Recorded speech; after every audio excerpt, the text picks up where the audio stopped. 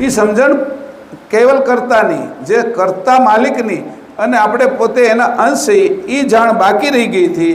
અને કર્તાનો સંદેશો છે એ આ બાજુ બ્રહ્માજી 4 વેદની અંદર આપી ન શક્યા. અને ન આપી શક્યા એટલે એની ન ઇતિ એવું કીધું, નેતિ નેતિ પોકારી. તો એ નેતિપદ છે એ કોનું છે? તો કે આ જગતની જેની રચના કરી છે અને જે તત્વ બનાવ્યા, તત્વ સાથે અંતર્વૃત્તિના અંશો બનાવ્યા, એવા સકર્તા પદની નેતિ પોકારી. એ નેતિપદની ભાળ એને સમજાવવા માટે, જે એમાં ખોટ, આમાં 4 વેદમાં જે ખોટ હતી, જે ખામી હતી, એ પૂરવા માટે પરમ વિશેષ અંશ આ ભવમાં આવે છે. કીધું જે ન લખી શકાય એ નિરંજન પુરુષ છે. હવે ન લખી શકાય એવું નિરંજન પુરુષ માટે આ શબ્દ વાપરે છે. તો એની ઓળખાણ કોણ કરાવે છે? તો કહે છે કે આ નિરંજન પુરુષની ઓળખાણ, આદ્યશક્તિની ઓળખાણ અને 3 ગુણ, બ્રહ્મા વિષ્ણુ ને શંકર, સત્વ રજ ને તમો, આ 3 ગુણની ઓળખાણ કરાવે છે. આના સિવાય બ્રહ્મ જ્ઞાનનો પણ ઉપદેશ આપે છે. જુગન જુગન મેં ધરિત તાયતન, યુગે યુગે કોણ આવે છે? આવત અંશ વિશે શું વિશેષાંશ આવે છે? એ કે હવે વિશેષણ શું કરવા આવે છે? પરમ ગુરુની વાત નથી કરતા અહીંયા, એ નેતિપદની વાત કરે છે. વિશેષાંશ આવે છે એ 4 વેદ અને વેદાંત, જે બ્રહ્મ જ્ઞાન છે એની વાત કરે છે. પણ પંચમ શોષમ વેદની વાત કરતા નથી. આ સૂર્ય છે, આ સૂર્યની આજુબાજુ આ પૃથ્વી ફરે છે, બીજો ગ્રહ છે એ પણ ફરે છે, ત્રીજો ફરે છે, આવી રીતે 9 ગ્રહ ફરે છે પૃથ્વીની આજુબાજુ. હવે આ 9 ગ્રહ ફરે છે, એમાં આપણે આ પૃથ્વી છે, એને પાછો ચંદ્ર ફરે છે આવી રીતે ગોળ. આવી રીતે બધા જ ગ્રહો ફરે છે, જુદા જુદા સમયે એનો સમય છે. પૃથ્વી છે એ 365 દિવસમાં ફરે છે, તો ગુરુ છે એ સૂર્યને 12 વર્ષે ફરી લે છે. સમજાણું? એવો બધાનો જુદો જુદો સમય છે. અને આ બધા જ ગ્રહો 9 ગ્રહ આવી રીતે જ્યારે એક લાઈનમાં સીધા આવી જાય, અહીંયા હવે જે ગ્રહ આવતો હોય, ચંદ્ર આવતો હોય, તો આ 9 ગ્રહ સીધી લાઈનમાં જ્યારે આવી જાય ત્યારે આ જે ઘટના ઘટે સીધી લાઈનમાં આવે એને યુગ કહેવાય. એક જેની માટે નેતિ પોકારી પુરુષનું નામ શું છે? તો એ કે પુરંજન પુરુષ. એ પુરંજન પુરુષ કોણ છે? કૈવલ કરતા, સકર્તા પોતે, જેની આ બધી જ રચના કરી છે. એની રચનામાં આ બ્રહ્મ, નિરંજન, આદ્યશક્તિ, બ્રહ્મા વિષ્ણુ ને શંકર આ બધા જ આવી જાય. એક યુગ જાય ત્યારે છે એ આ વિશેષાંશ આવે. હવે એક યુગ છે એટલે એક યુગ એટલે 4,32,000 વર્ષનો. દ્વાપર એમાં 2 વખત થાય આ યુગ પરિવર્તન, એને દ્વાપર કહેવાય. એને ત્રેતામાં 3 વખત યુગ પરિવર્તન થાય, એને ત્રેતા કહેવાય. આવી રીતે સતયુગની અંદર આ 4 વખત પરિવર્તન થાય, એટલે 4,32,000 ગુણ્યા આપણે 4 કરીએ એટલે 17,28,000 વર્ષ થાય, તો એનો સતયુગ થાય. આમાં 10 અવતાર આવે. આ જે મહાયુગ કહેવાય, એને 10 યુગ બરાબર 1 મહાયુગ. આ મહાયુગની અંદર છે એ યુગે યુગે છે એ આ વિશેષાંશ આવે છે. એટલે વિશેષાંશ આવે તો 10 અવતાર છે એ આ બધા દેવતાઓના થાય, વિષ્ણુના 10 અવતારો થાય. પણ એને કોઈને ખબર નથી કેવલ કરતા કોણ છે અને સાચું હું અંશ કોનો છું. તો હું હકીકતમાં હું કોનો અંશ છું? આ બધાને જેની સર્જન કર્યા છે એ સર્જનહારનો હું સીધો અંશ છું. એટલે કૈવલ કરતાનો હું અંશ આ બધા અંશથી જુદો છું. હું ચેતન છું અને આ બધાને હું ચેતન કરું છું. આ રીતે કરીને જે હું કૈવલ કરતાનો અંશ છું એને અને કૈવલ કરતાને બતાવવા માટે પરમ વિશેષણ છે. એ ક્યારે આવે છે? એ કે કલ્પે એકવાર. હવે કે અવિગત છે એનો અર્થ હું, વિગત અને અવિગતનો અર્થ હું, એવી રીતે કીધું. ગતિમાં જે આવે છે એ બધું ગત કહેવાય. અવિગત જે ગતિમાં નથી એવું. હવે એક એ રીતે એને કહીએ અને એક બીજી રીતે જે આપણે દેખાય છે એ બધું છે એ ગત કહેવાય અને નથી દેખાતું એ અવિગત કહેવાય. 2 રીતે કીધું. આગળ તો કીધું ગતિ નથી એ અવિગત અને ગતિ છે એ ગત. હવે અત્યારે એની નીચેનો અર્થ કરીએ. એટલે આંખ દેખાય છે, દ્રષ્ટિ દેખાતી નથી. આંખ છે એ ગત કહેવાય અને દ્રષ્ટિ છે એ અવિગત કહેવાય. દ્રષ્ટિથી બધું જોઈ શકીએ. જો અત્યારે વિશેષાંશ અને પરમ વિશેષાંશને જુદા પાડું છું. વિશેષાંશની ગતિની કહી દીધી વાત, પણ પરમ વિશેષાંશની ગતિ કઈ છે? જે પરમ ગુરુ છે. આપણે બેયને વચ્ચેનો તફાવત સમજશું તો છેલ્લે ખબર પડશે ભક્તિ કોની કરવી. તમારે અહીંથી લેવા જાવ છે તો પથ્થરો લેવા જાવ કે હીરો લેવા જાવ છો? કાચ લેવા જાવ કે હીરો? તમને ખબર હોય કે આ ફટકડી છે, આ ખાકર છે, આ કાચનો કટકો છે, આ પુખરાજ છે અને આ સાચો હીરો છે. જેના હાથમાં જેવડી સત્તા છે એ કરીએ કે એટલે પરમ ગુરુ અહીંયા આવ્યા છે, એની સત્તા એટલી મોટી છે, આપને અંશે કરી દે અને અંશીને મેળવી દે એવી સત્તાવાળા છે. એટલે સત્તાને સમજવાની છે પહેલાં. પરમ ગુરુની સત્તાને જો બરાબર સમજીએ તો એની કૃપા આપણી ઉપર પૂર્ણ ઉતરે. આ વાત સમજજો તમે. આપણે બધા કેવા છીએ? અંશો. આપણે કેવા થવાનું છે? હંસ પુરુષ. હંસ પુરુષ એટલે હું આ જે મોતી રૂપિયા જે પરમ ગુરુએ લખેલો જે ગ્રંથ છે એને આપણે પોતાની અંદર ખાવાનો છે ને પચાવવાનો છે. આ જ્ઞાન છે, આ સમજણ છે, આ વિવેક છે, આમાં ભક્તિ છે, આમાં વૈરાગ્ય છે, આની અંદર જ્ઞાન છે, આની અંદર અનેક પ્રકારની ઉપાસનાઓ છે. પણ કોની ઉપાસના છે? ચેતન ઉપાસના, જડ ઉપાસના નથી. સાચા પિતાજી કોણ છે? કે જેના જીન્સ એમને મળતા હોય એ સાચા પિતા છે. આ જડ શરીરને જે ચેતન કરી શકે છે એના પિતા એના જેવા જ હોવા જોઈએ. ચેતન જે આખા જગતને ચેતન કરે છે એવો આપણે પોતે અંશ આ જડ શરીરમાં રહી અને જડ શરીર સાથે એકાત્મ થયા, એકતા કરી તો જડ શરીરને પણ હાલતું કરી દીધું છે. એવા આપણે પોતે અંશ કોના છીએ? કે જે અંશી છે, જે આ બધાને ચેતન કરે છે. સૂર્યને, ચંદ્રને, પૃથ્વીને, દેવોને, મહાદેવોને, નિરંજન પુરુષ, આદિશક્તિ, આ બધાને ચેતન કરે છે. જડને ચેતન કરનાર, દરેક તત્વને ચેતન કરનાર મૂળ પુરુષ જે પુરંજન પુરુષ છે એ કેવલ છે. એના આપણે અંશી. બ્રહ્માજીની એક રાત અને દિવસ થાય ત્યારે છે એ કે પરમ ગુરુ, પરમ વિશેષ અંશ એક વાર આવે. હવે એમાં આપણે કેટલી વાર જન્માઈશું? આપણા ભાગ કે અત્યારે આપણે એમાં જોડાઈ શકીએ એમ છીએ? બાકીના હજી ઘણા લોકો સુરતની અંદર ને ભારતમાં, આખી દુનિયામાં ફરતા છે, એને ખબર જ નથી કે આ પરમ વિશેષાંશ કોણ છે, પરમ ગુરુ કોણ છે, સાચા આપણા કરતા કોણ છે, હું કોણ છું, એની જાણ કોઈને નથી. આવી ઊંચામાં ઊંચી જાણ લઈને જે પુરુષ આવે છે એ પુરુષ પરમ વિશેષાંશ છે, એ જ પરમ ગુરુ છે. અને એની જ કથા કરવા આપણે અહીંયા બેઠા છીએ. પેલું આપણે છે વિજ્ઞાન સમજ્યા એટલે કોઈ અમે છે એ માન્યતા અમારી કોઈ જડ નથી. અમે અંધશ્રદ્ધામાં માનતા નથી. તમે કીધું ને અમે માની લીધું એવાય નથી.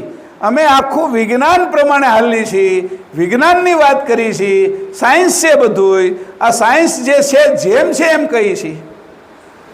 એટલે કોઈ તમારે એવું કહેવાની જરૂર નથી કે તમે બધા જેમ બીજા ધર્મોમાં માને છે એમ એકની પાછળ એક હાલી નીકળો. જેમ ઘેટાના ટોળા હોય એની અંદર જેમ એક ઘેટું જાય એની પાછળ તમે જાઓ છો, એવા આપણે નથી. અંશે તો હંમેશા જાગૃત થવાનું છે, એને અતિ ઉજાગ્રત થવાનું છે. કોઈ એને ભરમાવીને બીજા કોઈ સંપ્રદાયમાં બીજી જગ્યાએ લઈ જાય એના માટે એવું ભરમાઈ નથી જવાનું. કોઈ ભ્રમમાં પડવાનું નથી. સત્ય વસ્તુની ખોજ કરવાની છે, એ તો અંશે થવાય. એટલે વિજ્ઞાનની વાત આપણે કરીએ છીએ, જ્ઞાનની વાત આપણે કરીએ છીએ, ભક્તિની વાત આપણે કરીએ છીએ, સમજણની વાત આપણે કરીએ છીએ. આ બધી વાતો આપણે કરી રહ્યા છીએ. આને સમજવાની બરાબર. ઇન્દ્રિયના સ્વાદમાં અભાગ્યા તું ભૂલો પડી ગયો કે સારું સારું જોવામાં, સારું સારું ખાવામાં, તને સ્વાદની અંદર, સુગંધની અંદર, સાંભળવામાં, બધામાં રસ આવવા માંડ્યો. આ દસેય ઇન્દ્રિયના સ્વાદની અંદર તું હે સામાન્ય અંશ ભૂલો પડેલો છો. પણ અલ્પગતિના છે તો કીધું કે ઘેટું હોય એ કંઈ હામા કાંઠે નદીના ન જઈ શકે, તો ઘેટાને તો ખાલી સમર્પણ કરે અને એનો માલિક જ્યાં લઈ જાય એટલે હોડીમાં બેહાડી દે. પછી હોડી હામા કાંઠે એને પોગાડી દે. પછી એને માથાકૂટ કરવાની જરૂર નથી. આ હોડી કેમ બનાવી, આ હલેસા કેમ બનાવ્યા, આ હલેસા તમે કેમ માર્યા, એવું ઘેટું બહુ પૂછવા મળે ને તો માથાકૂટ થાય. એને ઘેટું ને એવી બુદ્ધિ ન હોય પાછી. એવી રીતે આપણે સામાન્ય અંશને આ પરમ વિશેષ અંશની બુદ્ધિ ક્યાંથી હોય? બુંદ માર્ગ અને નાદ માર્ગ છે એ ભક્તિ કરે છે. એવી સાચી ભક્તિ જ્યારે પરમ ગુરુની કરવા મળીશું, આપણે એને સમજશું. એના માટે આ ગ્રંથો લખ્યા છે પરમ ગુરુએ કે સાચી ભક્તિ કોને કહેવાય. તો એને કીધું સાચી ભક્તિ છે એ અંશ અંશીને કરવાની છે. અંતસ્કરણ દ્વારા નથી કરવાની, ગુણગણ દ્વારા નથી કરવાની, આ શ્વાસ દ્વારા નથી કરવાની. શ્વાસથી જે મંત્ર જાપ જપો છો એ પણ શ્વાસ હોતી થંભી જશે એક દિવસ. એવી રીતે સામાન્ય અંશે માછલી જેવો છે. માછલીની અંદર પેલો કાંટો નાખે અને કંઈ ખાવાની લુગદી લગાડે, અળસિયું લગાડે એટલે માછલી ખાવા આવે અને કાંટો એની અંદર ફસાઈ જાય, પછી માછલી નીકળી શકે નહીં અને એનું મૃત્યુ થાય. એવી રીતે સામાન્ય અંશે એ બધાની અંદર ફસાય છે. કઈ જાળમાં ફસાય છે? તત્વની જાળમાં. જે 84 તત્વો જે બનાવ્યા છે એનું એક જાળું છે. એ તત્વો એને વાપરવા માટે બનાવેલા હતા, એને ઉપયોગ કરવા માટે બનાવેલા હતા. એના બદલે આ જાળની અંદર ફસાઈને સામાન્ય દુઃખ જ ભોગવે છે. આવી દયા કરવાને જે આવ્યા છે પરમ વિશેષ અંશ, એને ન સમજીએ આપણે, એને હાથ ન આપીએ તો આપણે બહાર કેમ કાઢે? તો આપણે એને હાથ આપવો પડે, આપણી આરત આપવી પડે, આપણી સુરતા એના ચરણમાં મૂકવી પડે. આવું જ્યારે એને કરીશું ત્યારે આ અંશને આપણા ઉપર પ્રતીતિ આવશે, વિશ્વાસ આવશે. તો આ વિશ્વાસ આવશે ત્યારે એ અંશ આપને પરમ વિશેષ અંશ આપણા અંશને છૂટો પાડશે આ તત્વની જાળમાંથી. પરમ ગુરુને છેતરવાવાળા લોકો હતા, એની પરીક્ષા કરવાવાળા લોકો હતા. એ બધાની હાલત કેવી થઈ છે કોણ જાણે.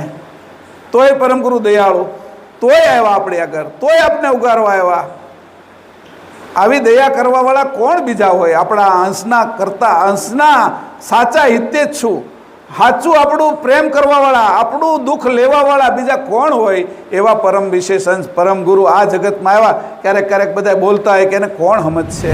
કથામાં જાઉં, ગ્રંથ વાંચનમાં જાઉં તો પછી ઓલા ધોયેલા મૂળાની જેવું અહીંયા પાછા આવે તો બધું ખંખેરીને વયા જાય. એને કંઈ આ ઉપદેશ લાગે નહીં. આપણે આવ્યા ખરા, આવ્યા એટલે બધા જાય છે એટલે અમે આવ્યા, અને થોડુંક આ બધા સારું બોલે છે અને કેટલાય સમયથી અમે આ ધર્મ પાળી છીએ એટલે જવું જોઈએ. એવી રીતે નથી આવવાનું. જવું જોઈએ એમ નહીં. મારે હું ન જાઉં તો આમાં ભટક્યા કરીશ આ જગતમાં, એટલે જાઉં છું. એને એટલે સમજીશ, સમજણનો વધારો કરતો જઈશ રોજ રોજ. એટલા 18 ગ્રંથો લખ્યા એની. આ 18 ગ્રંથોથી આપણે ભણાવે છે, કાન પકડી પકડીને ભણાવે છે એ. અને એ હોટી રાખે છે, શબ્દની સોટી મારે. પરમ ગુરુએ કીધું એ વાણીની એવી સોટી સટાક મારે. એટલે તો પેલા આપણે સોસરા જે લખ્યું છે કે હોપટે હોપટ ઉતરી જાય એવું વાણીની ટકોર મારે છે. चैनल को सब्सक्राइब करिए, बेल आइकन दबाइए, ये वीडियो ज्यादा से ज्यादा लोगों तक पहुंचाइए.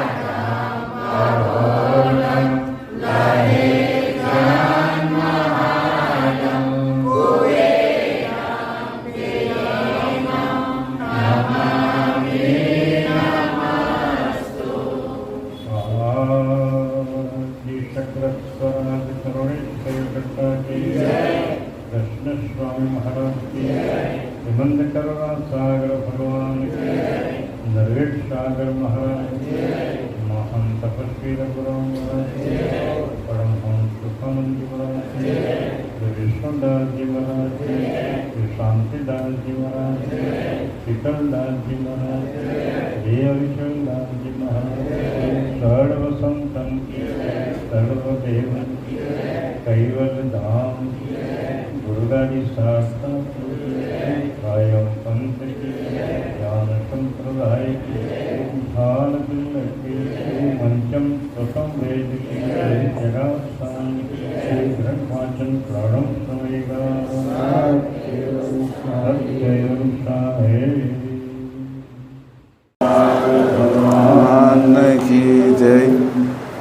જેહિ ચતુરાનન નિગમ ચતુર સે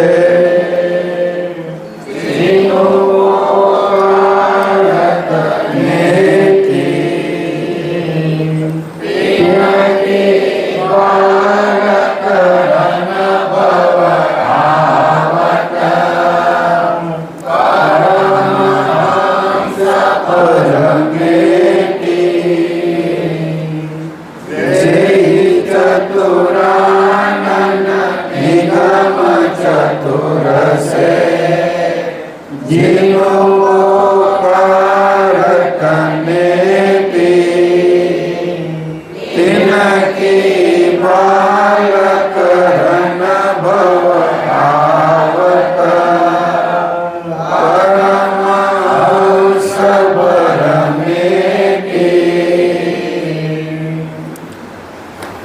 શ્રીમદ કરુણાસાગર ભગવાન અહીંયા 14મી ચોપાઈની અંદર કહે છે, જેહી ચતુરાનંદ નિગમ ચતુર છે જીનું પોકારત નેતિ.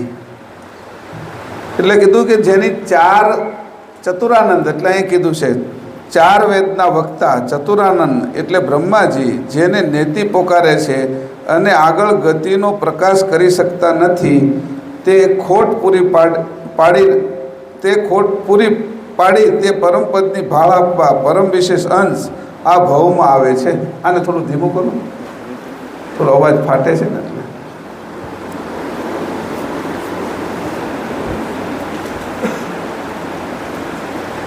ચાર વેદની અંદર જે વાત કરવામાં આવી એનાથી વિશેષ વાત જે પંચમ વેદની હતી એની જાણ કરવા પરમ ગુરુ અહીંયા આવે છે. આવી વાત કરી તો કે 4 વેદ એટલે ચતુરાનંદ 4 મુખવાળા બ્રહ્માજી. આમ તો 5 મુખ હતા પણ એક એનું કપાઈ ગયેલું મુખ હતું. એ જે કપાઈ ગયેલું મુખ હતું એ પંચમ સોસમવેદ હતો અને 4 જે વેદ હતા એ એના 4 મુખ અને 4 વાણીની અંદરથી નીકળેલા. એટલે બ્રહ્માજીનું જે પૂર્વ બાજુનું મુખ હતું અને વેખરી વાણી હતી એની અંદરથી ઋગ્વેદ નીકળેલો એટલે ચતુરાનંદ. પછી જે દક્ષિણ બાજુનું મુખ હતું અને મધ્યમા વાણીની અંદરથી છે એ યજુર્વેદ નીકળેલો. એવી રીતે એને પશ્ચિમ બાજુનું જે મુખ હતું એની અંદરથી પૈશંતી વાણી દ્વારા સામવેદ નીકળેલો અને ઉત્તર બાજુના મુખમાંથી પરાવાણી દ્વારા અથર્વવેદ નીકળેલો. આવી રીતે 4 વેદ 4 વાણી અને 4 દિશાની અંદરથી નીકળ્યા.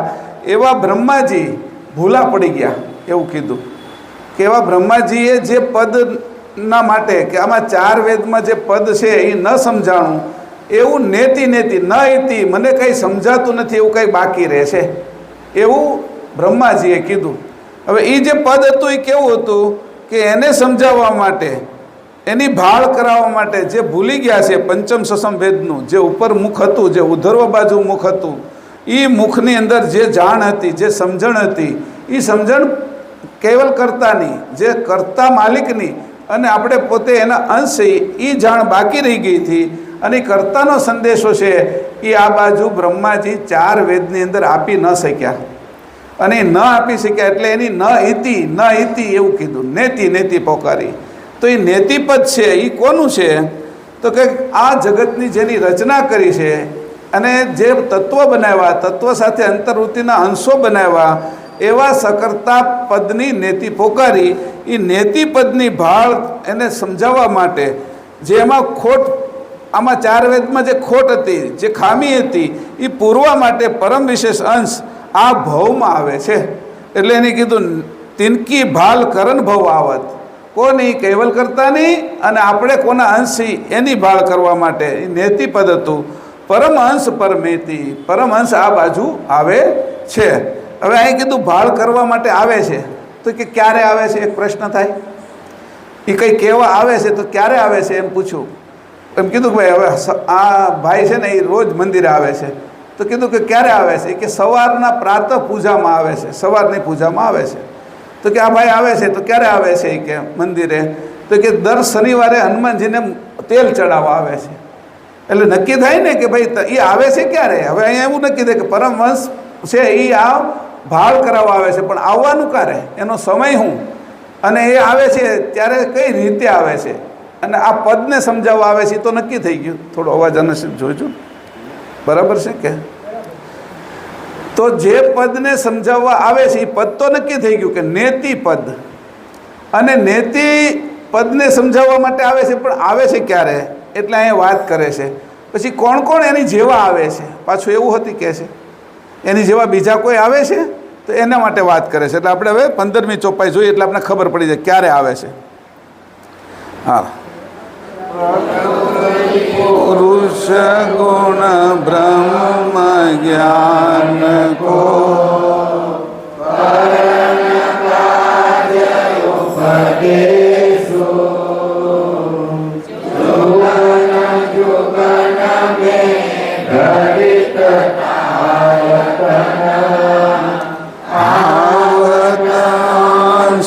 વિશેષો પ્રકૃતિ પુરુષ ગુણ બ્રહ્મ જ્ઞાન કો કરન કાજ ઉપદેશો जुगन जुगन में धरित दायतन आवत अंश विशेषो. હવે અહીંયા કહે છે કે જેમ હું આવું છું આ બાજુ એમ વિશેષાંશ પણ આવે છે. હવે બે વચ્ચેનો ફરક કહે છે કે હું આવું છું ને કોઈ બીજાય આવે છે કે જે રીતે તારામંડળની અંદર ગયા ત્યારે તારાઓની અંદર ઋષિ મંડળમાં ગયા તો ઋષિ મંડળવાળાએ કીધું કે તમારી પહેલાં પણ કોઈ એવા એ પુરુષ હતા જે અમને આગળ કંઈ જ્ઞાન કરાવવા આવ્યા, અને એ જ્ઞાન કરાવનાર આવ્યા એ પુરુષનું નામ કબીર હતું, અને અત્યારે તમે આવ્યા છો તો તમે તો એ તો નથી ને, એમ એવો પ્રશ્ન કર્યો કે તો તમે હો તો તમારું રૂપ બદલીને તો તમે નથી આવ્યા ને, એ તો નથી ને. તો એવી વાત કરે છે કે કોણ આવે છે? તો પહેલાં કીધું કે પ્રકૃતિ પુરુષ ગુણ બ્રહ્મ જ્ઞાન કો કરણ કાજ ઉપદેશો. કોનો ઉપદેશ લઈને આવે છે? પ્રકૃતિ પુરુષ એટલે નિરંજન પુરુષ.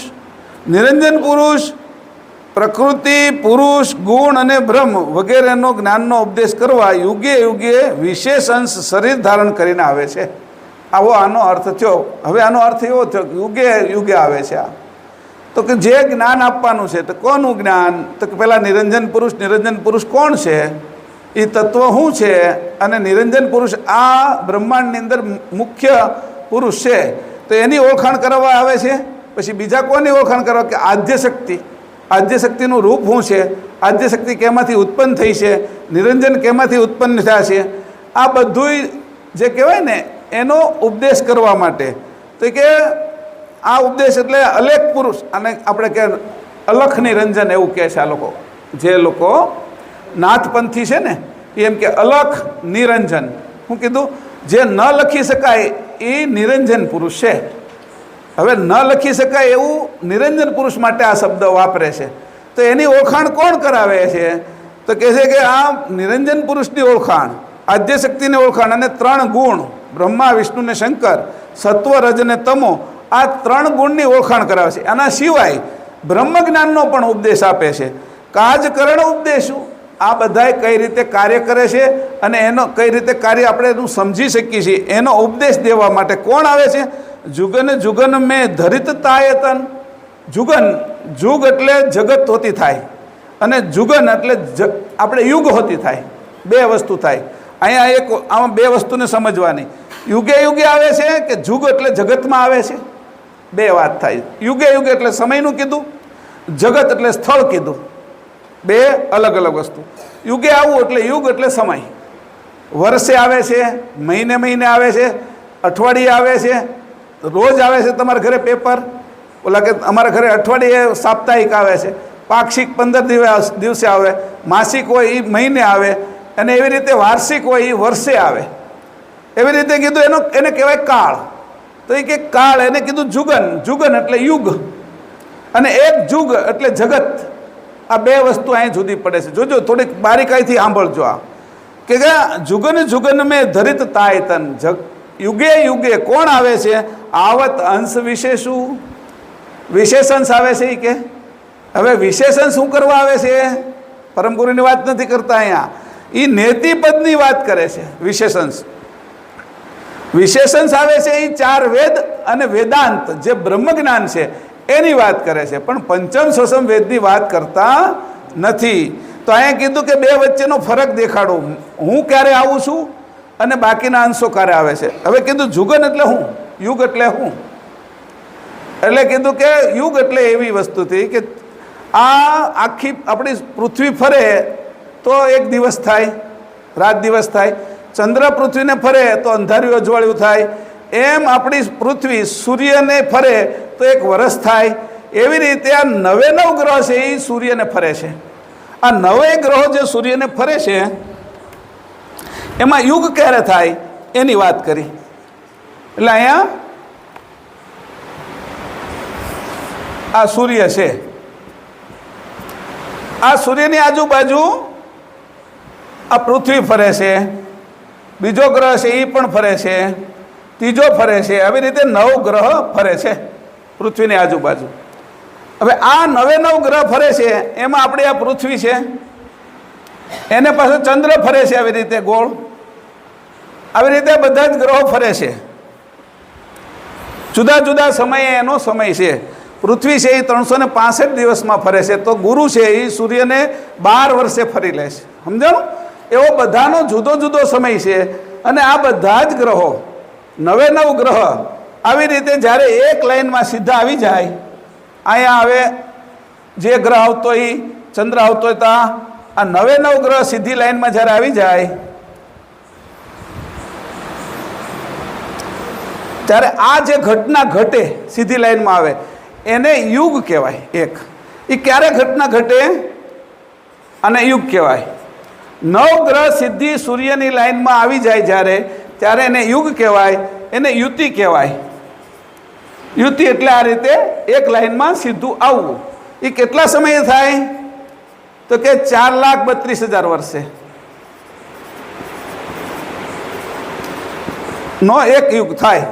4,32,000 વર્ષ નો એક યુગ થાય. હવે તમને ખબર પડે કિંમત પરમ ગુરુની કેટલી છે એટલા માટે આ કહું છું. હમણાં આપણે કિંમત કરવી પડશે ને, ભાઈ સોનાની કિંમત કેટલી, તાંબાની, પિત્તળની, હીરાની કિંમત કેટલી, પારસમણીની કિંમત કેટલી, તો આ સમજશું તો ખાય. તો કે આવી ઘટના ક્યારે બને? આપણે ચંદ્રગ્રહણ અને સૂર્યગ્રહણ ક્યારે થાય? કે ચંદ્રગ્રહણ ક્યારે થાય? પૃથ્વી જ્યારે સૂર્ય અને ચંદ્રની વચ્ચે આવી જાય ત્યારે ચંદ્રગ્રહણ થાય.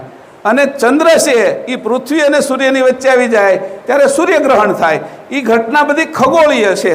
તો આ બધી ઘટના થાય ત્યારે 4,32,000 વર્ષે એક વાર થાય. દિવસ રાત ક્યારે પૂરો થાય તો કે 24 કલાકે. પછી કીધું કે અઠવાડિયું ક્યારે પૂરું થાય તો કે 7 દિવસે. પક્ષ ક્યારે પૂરો થાય તો કે 15 દિવસે, અંધાર્યું ને અજવાળ્યું એ ચંદ્રના આધારે. પછી એ કીધું મહિનો ક્યારે પૂરો થાય કે 2 પક્ષ પૂરા થઈ જાય ને એટલે મહિનો પૂરો થાય. અને કીધું કે ભાઈ ઋતુ ક્યારે થાય કે 2 મહિના પૂરા થાય એટલે એક ઋતુ થાય. અને પછી કીધું કે અયન ક્યારે થાય કે 3 ઋતુ ભેગી થાય, 6 મહિના થાય એટલે એક અયન થાય, ઉત્તરાયણ ને દક્ષિણાયન. એવી રીતે યુગ ક્યારે થાય તો અહીંયા કીધું જુગન જુગન. આ વાત સમજજો તમે. એટલે કીધું જુગન જુગન મેં ધરિત તાય તન આવત અંશ વિશેષો. આ કોણ આવે છે તે કે વિશેષંશ.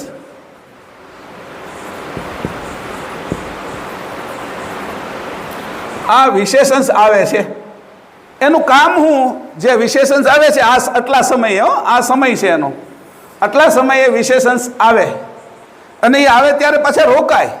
તો એનું કામ શું છે તો કામ એનું કાર્ય શું છે તો એને કીધું નિરંજન પુરુષ આદ્ય શક્તિ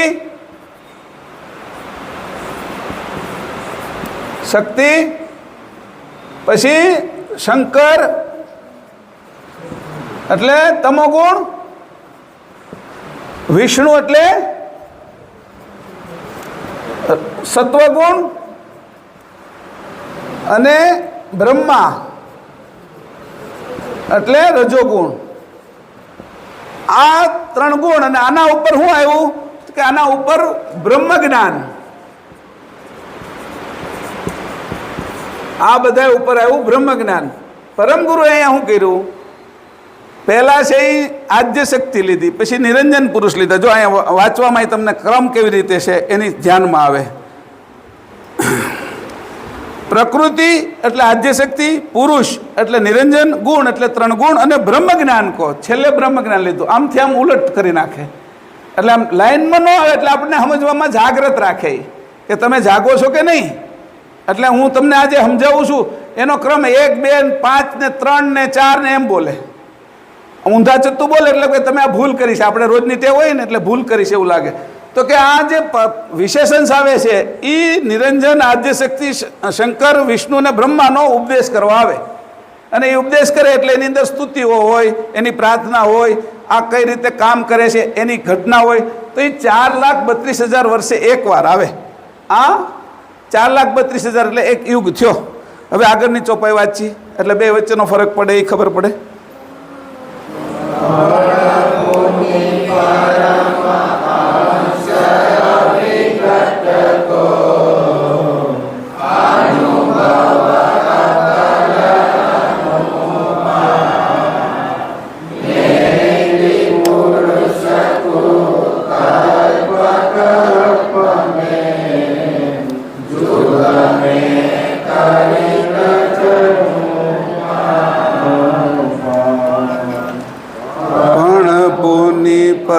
परमांस विगत को अनुभव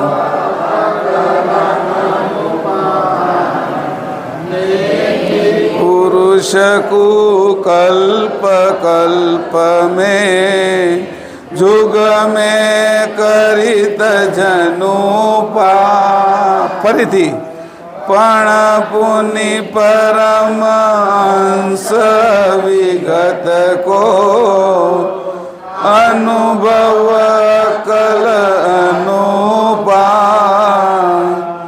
नेति पुरुष को कल्प कल्प में जुग में करित जनु पा. અહીંયા કીધું પણ પુનિ પરમાંશ અવિગત કો.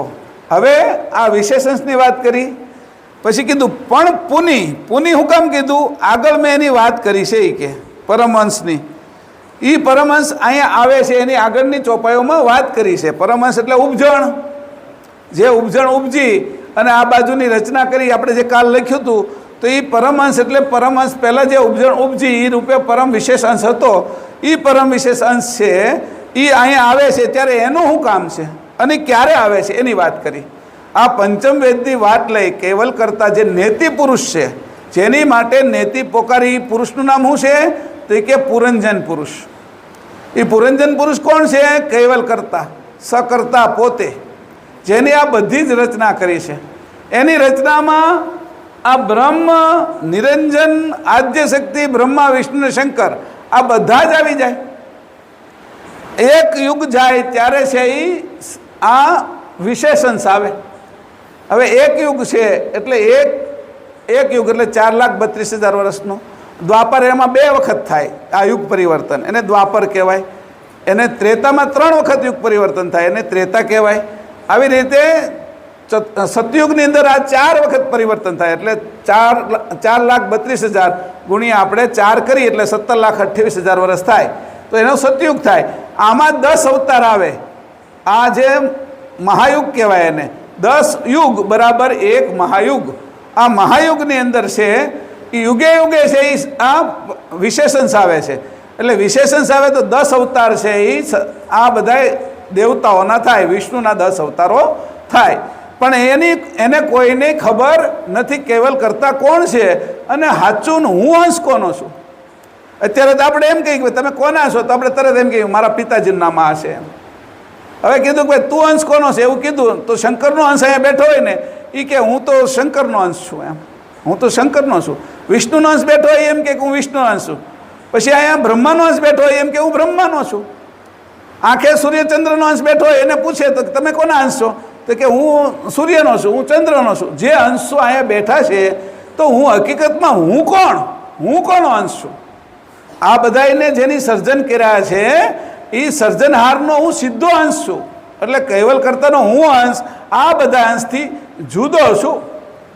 હું ચેતન છું અને આ બધાને હું ચેતન કરું છું. આ રીતે કરીને જે હું કૈવલ કરતાનો અંશ છું એને અને કૈવલ કરતાને બતાવવા માટે પરમ વિશેષણ છે એ ક્યારે આવે છે? અહીં કે કલ્પે કલ્પે એકવાર.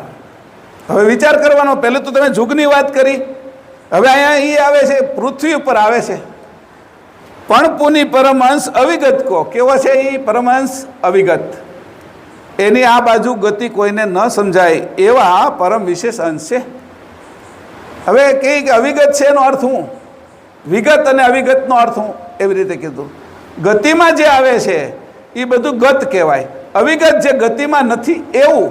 હવે એક એ રીતે એને કહી અને એક બીજી રીતે જે આપણે દેખાય છે એ બધું છે એ ગત કહેવાય અને નથી દેખાતું એ અવિગત કહેવાય.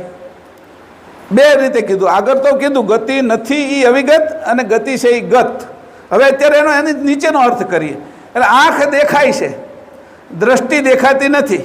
આંખ છે એ ગત કહેવાય અને દ્રષ્ટિ છે એ અવિગત કહેવાય. દ્રષ્ટિથી બધું જોઈ શકીએ. વાત સમજાય છે? એવી રીતે બીજું ઉદાહરણ, મુખ દેખાય છે, વાણી દેખાતી નથી, સંભળાય છે, પણ વાણીને તમે પકડી ન શકો. તમે કોઈની ઉપર બોલ નાખો, ફોન નાખો, આ પેન કોઈની ઉપર નાખવું તો એને પકડી લેશે હાથથી. તો વાણીને હાથથી ન પકડી શકાય. મુખ દેખાય છે, હું બોલું છું એ, તો વાણીને પકડવી હોય તો તમારે કાનથી પકડવી પડે. એટલે કીધું એક વસ્તુ જે દેખાય છે એ ગત છે અને નથી દેખાતી અવિગત છે. હમણાં અહીંયા હું બેઠો છું અથવા આમાં કોઈ પણ બેઠા છે, એની અંદરથી અંશની વૃત્તિ હટી જાય ને પ્રાણ વયો જાય, તો એ પ્રાણ જે વયો જાય તો શરીર અહીંયા પડ્યું હોય એ ગત કહેવાય. અને જે પ્રાણ વયો જાય અવિગત, એટલામાં ફરતો હોય તો આપણે એને જોઈ શકીએ નહીં. એટલે આ બે વાત થઈ. એને કીધું પણ પુની પરમ અંશ અવિગત કો. આ અવિગત અંશને કેમ જાણી શકવો? આ તો પરમ વિશેષ અંશ છે, એ અવિગત વસ્તુને જાણે છે અને અવિગતની ઓળખાણ કરાવવા આવ્યા છે. આપણે કોણ છીએ અને આપણા કરતા એ અવિગત છે. અનુભવ અકલ અનુપા. એનો અનુભવ કેવો છે? અકળ અનુપમ. આ બે શબ્દો એની વાપર્યા કે કેવા છે એના અનુભવ અનુપમ. અકળને કે કોઈ કળી ન શકે એવો. તમે ચાવીને જોઈ શકો, તાળાને જોઈ શકો, પણ અંદર જે કળ ભરી છે ને એને જોઈ ન શકો. એ તો તમે અંદર ચાવી નાખો ને પછી આમ ફેરવો ને તો એ ખુલે. કળ અંદર ભરી છે એ અદૃશ્ય છે, પણ એમાં બીજી ચાવી નાખો તો ખુલે નહીં, કારણ કે એની કળ એની સાથે મળે નહીં.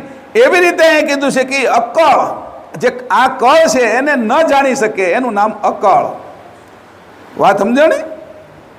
તાળા ઉપરથી ઉદાહરણ આપું છું એટલે ખબર પડે. રોજ બંધ કરતા હોય ને આપણે એટલે ખબર પડે તાળું મારવાનું ને તાળું ખોલવાનું. એને હાથમાં ચાવી છે એનાથી ખુલે, પણ તાળું તમને દેખાય છે પણ અંદર કઈ કળ ભરી છે એ આ ચાવીને ખબર છે કે મારે ક્યાં અડવું એટલે ખુલે અને કઈ રીતે આમ બંધ કરી એટલે બંધ થાય. ચાવીની અંદર જે આકા છે એને કહેવાય બધાને કળ. અંદર ભરેલા આકાને એ જોડાય અને એને ખોલી શકે છે. બાકી તમે હથોડો લાવો, ઘણ લાવો તો એ ક્યારેક ન તૂટે. પણ આમ સામાન્ય રીત છે, ટેકનિક છે, પદ્ધતિ છે, યુક્તિ ભરી છે, એનું નામ કળ. અને એને સમજે છે કોણ? તો અહીં કીધું અનુભવ અકળ. આ કળમાં પણ ન આવે એવો અકળ અનુભવ છે. અનુપા અનુપમ, જેવો બીજા કોઈને નથી એવા પરમ વિશેષંશ છે. જો અત્યારે વિશેષંશ અને પરમ વિશેષંશને જુદા પાડું છું. વિશેષંશની ગતિની કહી દીધી વાત, પણ પરમ વિશેષંશની ગતિ કઈ છે? જે પરમ ગુરુ છે. આપણે બેયને વચ્ચેનો તફાવત સમજશું તો છેલ્લે ખબર પડશે ભક્તિ કોની કરવી. તમારે અહીંથી લેવા જાવ છે તો પથ્થરો લેવા જાવ છે કે હીરો લેવા જાવ છે? કાચ લેવા જાવ છે કે હીરો? તમને ખબર હોય કે આ ફટકડી છે, આ ખાકર છે, આ કાચનો કટકો છે, આ પુખરાજ છે અને આ સાચો હીરો છે. તમે હીરાને જાણતા હોય એના ગુણના આધારે તો તમે હીરો લઈને આવશો, બીજી વસ્તુ લાવશો નહીં, કારણ કે કિંમતી વસ્તુ લેવાય ને. એટલે પરમગુરુ અહીંયાના ગુણનું વર્ણન કરે છે. અહીંયા ગુણ સરસ રીતે વર્ણવ્યા છે. નેતિ પુરુષ કુ કલ્પ કલ્પને. જે નેતિ પુરુષ કોણ છે? તો કે પુરંજન. અહીંયા નિરંજનની વાત નથી કરી, વિશેષણ માટે નિરંજન પુરુષ કીધું. જે આ પુરુષ છે એની કીધું કલ્પે એકવાર આવે છે કે. હવે વિચાર કરો, 4,32,000 વર્ષ અને એક કલ્પ છે એ 4 અબજ 32 કરોડ વર્ષનો થાય. સમજાણું? એક કલ્પ એ 4 અબજ 32 કરોડ વર્ષનો થાય એટલી જ પાછી રાત થાય, એટલે 288 એની અંદર આ મહાયુગ વયા જાય અંદર. હવે એવા યુગો જે રાત અને દિવસના વયા જાય ત્યારે 8 અબજ 64 કરોડ વર્ષે આ પરમ વિશેષ અંશ એકવાર આવે. એટલે હવે અત્યારે અહીંયા આવ્યા છે તેની કિંમત કરવી પડે. તમે કીધું કે મુખ્યમંત્રી ક્યારે આવે તો કે 2 મહિને સુરતમાં આવે.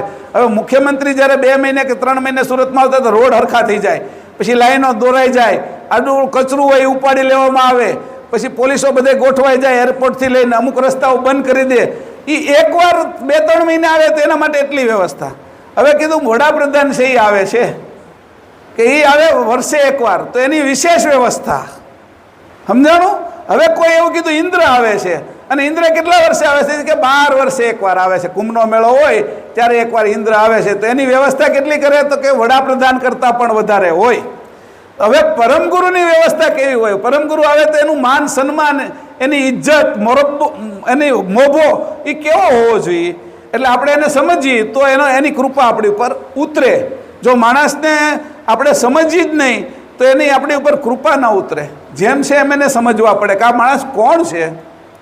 સંપત્તિવાળો માણસ હોય એને એવી રીતે તમે ટ્રીટમેન્ટ આપી, કોઈ મોટા સંત સાધુ આવ્યા છે એને એવી રીતે તમે આવકાર આપ્યો, એનું માન સન્માન કર્યું. કોઈ સિદ્ધ મહાત્મા આવ્યા છે તો એને તમે એવી રીતે માન સન્માન કર્યું. તો તમે જે પ્રમાણે એનું માન સન્માન કરો છો એ પ્રમાણે એની કૃપા તમારા ઉપર ઉતરે છે. કોઈ પૈસાવાળા હોય ને અને એને બહુ માન સન્માન આપ્યું હોય ને તમારા ઘરે એને ગમી ગયું હોય, પછી કે તમારો દીકરો શું કરે છે, એને મારી ફેક્ટરીમાં મોકલી દીજો. કેમ? તમે એટલું એનું માન સન્માન કર્યું, એને એના પર પ્રીતિ આવી એટલે એને કીધું મારે ફેક્ટરીમાં. પછી કોઈ છે એ કલેક્ટર ઘરે આવ્યા છે અને કલેક્ટર આવીને તમારા ઘરે બેઠા, તમે એને એટલું માન આપ્યું એટલાથી ખુશ થઈ ગયા ને કે મારો એક આ દસ્તાવેજનો કેસ અટકેલો છે એમ કહો ને, એ કે કાલ આવી જશે કે બધું થઈ જશે ને બધું કરી દે તરત. જેના હાથમાં જેવડી સત્તા છે એ કરી શકે. એટલે પરમગુરુ અહીંયા આવ્યા છે, એની સત્તા એટલી મોટી છે, આપને અંશે કરી દે અને અંશીને મેળવી દે એવી સત્તાવાળા છે. એટલે સત્તાને સમજવાની પહેલાં પરમગુરુની સત્તાને જો બરાબર સમજીએ તો એની કૃપા આપણી ઉપર પૂર્ણ ઉતરે. આ વાત સમજજો તમે. એટલે અહીં કીધું નેતિ પુરુષ કુ કલ્પ કલ્પ મેં જુગ મેં કરિત જનુપા. નેતિ પુરુષ છે આ જે પુરંજન પુરુષ કેવલ કરતા છે, એના માટે કોઈ વિશેષણ વર્ણન કરી શકે એમ આ જગતમાં નથી. એ યુગે યુગે આવે છે. એટલે જે કલ્પ એકવાર, એક કલ્પની અંદર 10,000 યુગ વયા જાય. આ એક કલ્પે પરમગુરુ આવે ત્યારે 10,000 વાર વિશેષણ આવી જાય. વાત સમજાય છે? પૃથ્વી પોતાની ધરી ઉપર 365 આટા ફરે ત્યારે સૂર્યને એક જ આટો ફરી શકે. વાત સમજાય છે? ચંદ્ર છે એ પૃથ્વીને 12 આટા ફરે ત્યારે પૃથ્વી સૂર્યને એક જ આટો ફરી શકે. મોટો માણસ હોય એટલા પ્રમાણમાં એનું કામ હોય, એટલે એ બહુ ઓછો જોવા મળે આપને. એટલે એવી રીતે પરમ વિશેષ અંશ છે એની વાત કરી. તમને એની બે વચ્ચેની કિંમત કરાવું છું. આને સોનું કહેવાય, આને પિત્તળ કહેવાય. આ બગસરાનું સોનું છે એટલે એની એ આમ રે પીળું ને પીળું, પણ છતાંય એને તમે વેચવા જાઓ તો કિંમત આવે નહીં. એટલે એ કિંમત કરતાં તમને શીખવાડું છું કે કિંમત કેમ કરાય. બગલો છે એ મોતીની કિંમત ન કરી શકે. એ શું ખાય? દેડકા અને માછલા. અને જે હંસપુરુષ છે એ મોતીની કિંમત કરે અને મોતીનો ચારો ચરે અને પોતે પચાવી શકે. આપણે બધા કેવા છીએ? હંસો. આપણે કેવા થવાનું છે? હંસપુરુષ. હંસપુરુષ એટલે હું આ જે મોતી રૂપિયા જે પરમગુરુએ લખેલો જે ગ્રંથ છે એને આપણે પોતાની અંદર ખાવાનો છે ને પચાવવાનો છે. આ જ્ઞાન છે, આ સમજણ છે, આ વિવેક છે, આમાં ભક્તિ છે, આમાં વૈરાગ્ય છે, આની અંદર જ્ઞાન છે, આની અંદર અનેક પ્રકારની ઉપાસનાઓ છે. પણ કોની ઉપાસના છે? ચેતન ઉપાસના. જળ ઉપાસના નથી, હિરણ્યગર્ભ ઉપાસના નથી. આ ઉપાસનાને જણાવવા માટે કલ્પે એકવાર જુગમે કરી જનુપા. જો અહીંયા હવે જુગ વાપર્યું છે, પહેલાં આગળ જુગન જુગન કીધું. 15મી ચોપાઈ જુઓ તમે, એમાં 2 વાર જુગન જુગન કીધું. એ યુગની વાત કરે છે. પછી અહીંયા કીધું 16મી ચોપાઈ જુગમે કરી જનુપા, જગતમાં જણાવવા માટે આવે છે. જગતના અંશોને, જગતના લોકોને, જગતના શ્રેષ્ઠ સમજુ મનુષ્ય જે હતા, જે સંતો છે, જે સાધુઓ છે, સજ્જનો છે, એને જણાવવા માટે આવે છે. જુગમે કરીત જનુપા, એને જેમ છે એમ જણાવે છે. તારા કરતા હાચા કોણ છે એને જેમ છે એમ જણાવે છે. કોઈ કીધું કે આ તારા પિતાજી છે, એટલે પહેલો માની લીધું કે મારા પિતાજી છે અને એની હારે જવા મળ્યો. પણ જ્યારે એનું ટેસ્ટ કરવામાં આવ્યું ને, ડીએનએ ને આરએનએ બેયનું લોહી ચેક કરવામાં આવ્યું, ડીએનએ આરએનએ, કે આ આના પિતાજી નથી. સાચા પિતાજી કોણ છે? કે જેના જીન્સ એને મળતા હોય એ સાચા પિતા છે. આ જળ શરીરને જે ચેતન કરી શકે છે એના પિતા એના જેવા જ હોવા જોઈએ. ચેતન જે આખા જગતને ચેતન કરે છે એવો આપણે પોતે અંશ આ જળ શરીરમાં રહી અને જળ શરીર સાથે એકાત્મ થયા, એકતા કરી તો જળ શરીરને પણ હાલતું કરી દીધું છે. એવા આપણે પોતે અંશ કોના છીએ? કે જે અંશી છે, જે આ બધાને ચેતન કરે છે. સૂર્યને, ચંદ્રને, પૃથ્વીને, દેવોને, મહાદેવોને, નિરંજન પુરુષ, આદિશક્તિ, આ બધાને ચેતન કરે છે. જળને ચેતન કરનાર, દરેક તત્વને ચેતન કરનાર મૂળ પુરુષ જે પુરંજન પુરુષ છે એ કેવલ છે. એના આપણે અંશી. આ વાત ન ભૂલવી જોઈએ. આપણે જ્યારે એના અંશ હોય ત્યારે આપણી એવી કેવી શક્તિ છે, એ આ જડ આંખ છે, જુઓ એને આપણે છીએ એટલે જ્યોતિ કરી છીએ. આ જડ કાન છે, આપણે છીએ એટલે એ સાંભળી શકે છે. આ જીભ જડ છે, આપણે છીએ એટલે સ્વાદ લઈ શકીએ છે. આ પગ જડ છે, આપણે છીએ એટલે હાલી શકીએ છે.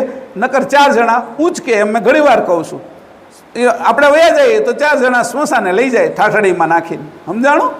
તો એવી રીતે કીધું કે આ અંશ કેવો છે? ચેતન. અને આ ચેતન અંશની ઉપાસના કોણ કરાવે છે? એની ઓળખાણ કોણ કરાવે છે? તો કે પરમ વિશેષ અંશ. કેવા છે? એને કીધું પુની. પુનીને ફરીથી કહું છું, પુની એટલે પવિત્ર છે, પાવન છે. આ રીતે પણ લીધું. જુગ મેં કરી જનુપા, જુગ એટલે જગતમાં, ઓલા જુગ એટલે યુગ, સમજાણું? અને આને આ જે છે એ કલ્પ ક્યારે થાય છે? પાછી વાત કરું, આ કલ્પ પૂરો ક્યારે થાય? તો ક્રમશઃ છે એ બધું ફરે છે. આપણું લોહી ફરે છે, આપણી કીકી ફરે છે, આપણા વાળ, આપણા કોષો બધા જ ફરે. આપણી અંદર રહેલા પ્રોટોન, ઇલેક્ટ્રોન, ન્યુટ્રોન એ હોતી ગતિ કરે. આ બધી જે ગતિ છે એ જુદી જુદી ગતિ છે. એમાંથી જે કલ્પે એકવાર જે ગતિ ઉત્પન્ન થાય છે એ આપણો ધ્રુવ છે. એ આકાશગંગાના કેન્દ્રને ફરીને પોતાની જગ્યાએ આવે છે ત્યારે 8 અબજ ને 64 કરોડ વર્ષ પૂરા થાય એને એક યુગલ કલ્પ કહેવામાં આવે. બ્રહ્માજીની 1 રાત અને દિવસ થાય ત્યારે છે એ પરમ ગુરુ, પરમ વિશેષ અંશ એકવાર આવે. હવે એમાં આપણે કેટલી વાર જન્માઈશું? આપણા ભાગ કે અત્યારે આપણે એમાં જોડાઈ શકીએ એમ છીએ? બાકીના હજી ઘણા લોકો સુરતની અંદર ને ભારતમાં, આખી દુનિયામાં ફરતા છે, એને ખબર જ નથી કે આ પરમ વિશેષ અંશ કોણ છે, પરમ ગુરુ કોણ છે, સાચા આપણા કરતા કોણ છે, હું કોણ છું, એની જાણ કોઈને નથી. આવી ઊંચામાં ઊંચી જાણ લઈને જે પુરુષ આવે છે એ પુરુષ પરમ વિશેષ અંશ છે, એ જ પરમ ગુરુ છે. અને એની જ કથા કરવા આપણે અહીંયા બેઠા છીએ. હજી આગળ 17મી ચોપાઈ.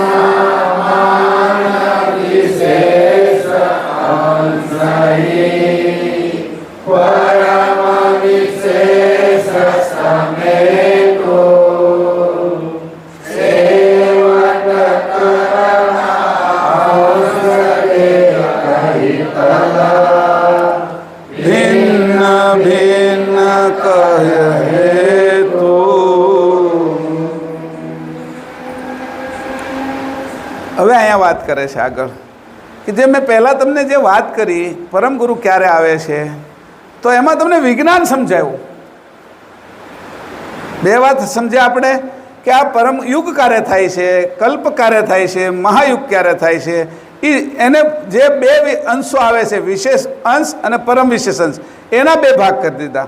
વિજ્ઞાન પરમ વિશેષ અંશ અને વિશેષ અંશ, એનું કામ કોને જણાવવા આવે છે એ અને ક્યારે આવે છે એની વાત કરી. બરાબર, આટલી વાત સમજાણી તો આમાં ભક્તિ કોની કરવી એની પણ ખબર પડી જાય કે મારે સાચી ભક્તિ કોની કરવી જોઈએ. એટલે આપણું નિશાન પાકું થઈ જાય કે આ જગ્યાએ જવું છે. એટલે 3 વાત. પેલું આપણે છે વિજ્ઞાન સમજ્યા, એટલે કોઈ અમે છે એ માન્યતા અમારી કોઈ જડ નથી, અમે અંધશ્રદ્ધામાં માનતા નથી. તમે કીધું ને અમે માની લીધું એવાય નથી. અમે આખું વિજ્ઞાન પ્રમાણે હાલી છીએ, વિજ્ઞાનની વાત કરી છીએ. સાયન્સ છે બધુંય. આ સાયન્સ જે છે જેમ છે એમ કહી છીએ. એટલે કોઈ તમારે એવું કહેવાની જરૂર નથી કે તમે બધા જેમ બીજા ધર્મોમાં માને છે એમ એકની પાછળ એક હાલી નીકળો. જેમ ઘેટાના ટોળા હોય એની અંદર જેમ એક ઘેટું જાય એની પાછળ તમે જાઓ છો, એવા આપણે નથી. અંશે તો હંમેશા જાગૃત થવાનું છે, એને અતિ ઉજાગ્રત થવાનું છે.